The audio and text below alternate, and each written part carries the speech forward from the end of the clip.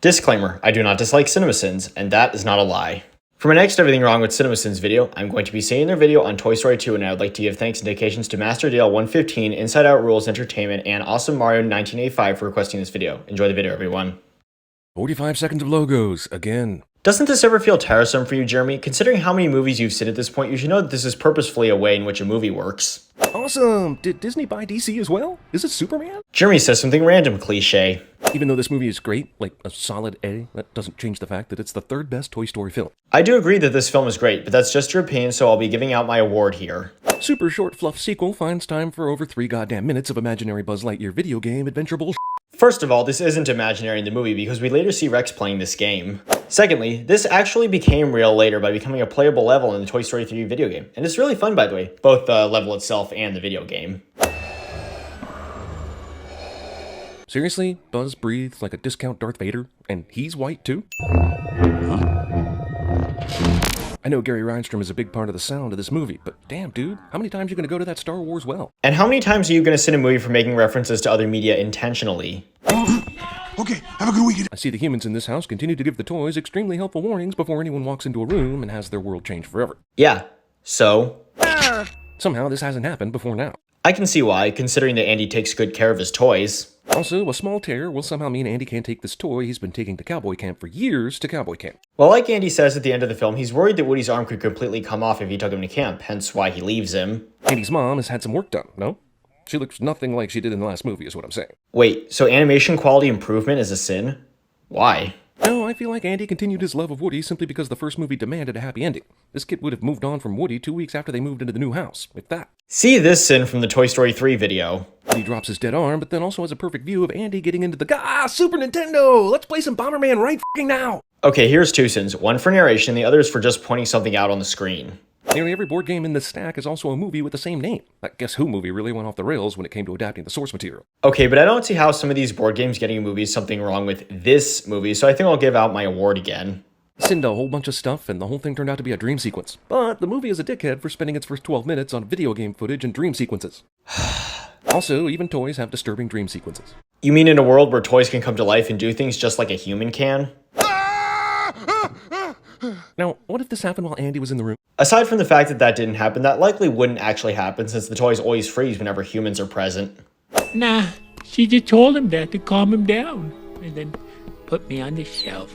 Yeah, but you guys are living toys, right? Why have you never made your presence known since you were put on the shelf? Does the shelf have some sort of magical properties we aren't aware of? Well, if you weren't talking over this scene, Wheezy would answer your question. Well, why didn't you yell for help? Well, I tried squeaking, but I'm still broken.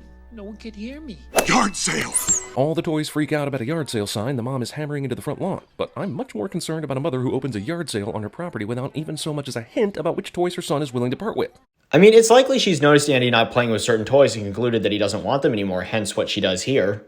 Okay, boy, to the yard sale! Yeah! What? That dog understands English? Or you already taught it the command for to the yard sale? I mean, I can suspend my disbelief with the best of them, but you're stretching it here, man. Well, why don't you just suspend your disbelief altogether and accept that this is a fictional movie? These toys move in the presence of humans so damn often it's a wonder they ever even try to pretend they're non-animated toys. But they always try to hide to avoid being seen, like what you're showing us right here. Back to Andy's room. After all that trouble hiding, Woody will now ride the back of a dog in full view of anyone who cares to look up. Okay, if you were talking about Buzz and the other toys on Andy's windowsill, then you would have a pointer. But since you're talking about Woody here, I believe you mean in full view of anyone who cares to look down. Perhaps the least believable thing about any of the Toy Story movies is that Al from Al's Toy Barn would be lurking at this exact yard sale at this exact temporary moment when Woody finds himself trapped, and that Woody falling on a table would accidentally trigger his voice prompt, which is the only reason Al even found out he was here. I mean, goddamn! Firstly, Woody's voice box was triggered by the girl who wanted to buy him by pulling on it just before her mother threw him onto the table. Secondly, without this coincidence, there would be no movie, my dude. Oh, he's stealing Woody! Al, who is a known local celebrity featured in tons of commercials, thinks he can steal Woody no problem, right after being a pushy bastard about buying it. Well, it makes sense considering that he pushed a skateboard into something to distract Andy's mom so that he could steal Woody easily. The kidnapper was bigger than that. Oh, picky, picky, picky. Slink would be amazing at CinemaSins, but Ham would be amazing at being our critics. You put a space in CinemaSins here. Prospector, I reckon we ought to get out of here. They've been sitting here dumbfounded watching TV for hours, and even if Al somehow ended up doing 100 takes on his chicken soup commercial across the street, there's no way these f***ers knew that was happening, so they should be caught dead to rights as living toys by all measure of logic and sanity. Well, when Al was on the phone earlier, he said that he'd only do the commercial in one take because he was already very busy. So he probably had to do other things while he was out, especially considering that he comes back with a camera.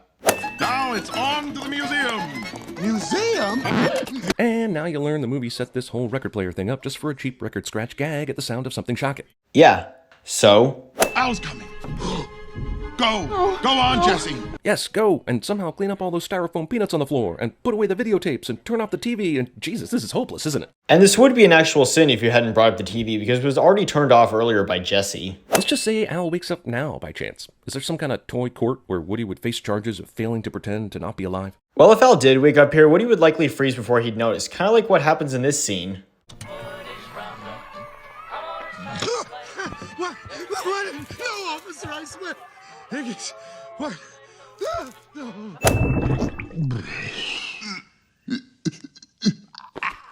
Yep, toys can smell. Who knew? See Sin 30. What? You think I did that? Woody accuses Jessie of turning on the TV when he tried to take back his arm, but somehow she didn't see Stinky Pete do it. Well, Stinky Pete definitely would have made sure to turn on the TV in a way that the others wouldn't notice. Road that was pretty much abandoned a minute ago will decide to be the hardest level of Frogger ever, so the heroes have a challenge. I mean, it can be like that with roads. They can be completely empty one minute, and then they can be completely full of cars the next minute. Toy Fixer Dude turns out to be the old man from the Pixar chess short, which I suppose thrills and delights me to no end, right? Well, like with the food avalanche in the Cloudy with a Chance of Meatballs video, you just told us a factor and didn't explain why this is wrong. While I admit it would be weird to see an aisle full of other yous, Buzz already experienced the whole I'm not unique and I'm a toy thing last movie. Well, if you were to ever see an aisle full of as many of these of the same toy, wouldn't you also be surprised? You know, they make it so you can't defeat Zurg unless you buy this book. It's extortion, that's what it is. Wait until you get to the era of DLC and in-game purchases, T-Rex. You got it good right now, trust me. Except the real sin here is that Mr. Potato Head removes his ears even though he'd still be able to hear Rex with them detached. This thing has working gas and brake pedals? Get the f*** out of here, movie. Movie thinks that if it swaps in a second Buzz in place of Woody, then I'll overlook the fact that it's literally repeating an entire scene from the first movie. You know how the rest of this goes at this point, right? Movie is wrong. Except this isn't the same because new Buzz doesn't try to prove to Andy's Buzz that he's a space ranger, instead fights and imprisons him in a box. Dinosaur overboard! Okay, I'm fine with you removing sins here for this nice Jurassic Park reference, but it does leave me wondering one thing. Considering the amount of times you've sinned movies for making pop culture references, why is specifically this one worthy of a sin removal? Back in 1995, short-sighted retailers did not order enough dolls to meet demand. Disney complaining about not getting enough money. Actually, it's more of a reference to the fact that when the first film came out in 1995, toy stores missed out on millions of sales due to low expectations on it. So after they were proven wrong, they made sure to have more toys manufactured when it came time for this movie to come out. Man, this donation center is out in the middle of f***ing nowhere. Except this is a truck intending to take these boxes to the donation center. Buzz just managed to escape at the perfect time and sees Rex's tail hanging out of this bag, so he knows where to go next. Yeah, so? Buzz somehow knew these particular toys in this order would lead to him flying toward the door. See the previous sin. Imposter Buzz is able to pull this vent out. See this sin. Again. Elevator Ex Machina. Actually, Buzz then decides not to use the elevator, but then, yeah, Elevator Ex Machina. Jeremy continues to misuse Deus Ex Machina cliche. Wait a minute, are you saying Mr. Potato Head's eye works even when it's not attached to him? This guy was blind in the last movie when they knocked out his eyes, so you're filthy cheaters, Pixar. Except when Mr. Potato Head removed his eyes to see the kids with Andy's birthday presents in the first movie, he was still shown to be able to see. You got a friend in me. Retro version of Randy Newman's song from the first movie gives Woody the idea he needs to advance the plot. Yeah, so? Right, no one heard or saw him exit the box and walk over here and do this. Totally. Also, Stinky Pete tightens the screws on this vent, the only method Andy had for escape, but didn't do this any time earlier when he knew everyone was asleep. I think you meant to say the only method Woody had for escape. So between this and the Encanto video, you really need to proofread your scripts, Jeremy. You killed my father! No, Buzz. I am your father. Parody note. Sinning this scene, that's worth these many sins. Mr. Potato Hat somehow stops these heavy double doors from closing, which is some bullshit. Pizza, anyone? Pizza truck from the first movie Ex Machina. This is yet another misuse of Deus Ex Machina, but Jeremy's delivery made me laugh, so I won't add a sin or remove one. Strangers from the outside. I didn't realize until rewatching this how much lip service this movie pays to the first one. Says the guy who repeatedly sins movies for logos and narration. Bark, bark, bark, bark. Bark, bark, bark. This works. Well, kids get scared more easily than adults, so it makes sense for Slinky to do this in order to scare the girl away. It's not a Pixar movie unless there's a giant factory or maze of conveyor belts to navigate. More like, it's not a Pixar movie unless there are moments that make you feel emotional. It's amazing what transpires to make Woody look exactly the same when he finally gets back into the arms of Andy. Well, yeah, otherwise he'd likely assume that his mom fixed Woody for him, like how he thought his mom bought him Jessie and Bullseye. Toy Story 2 steals the flashing camera weapon from Rear Window and that Itchy and Scratchy Land episode of The Simpsons.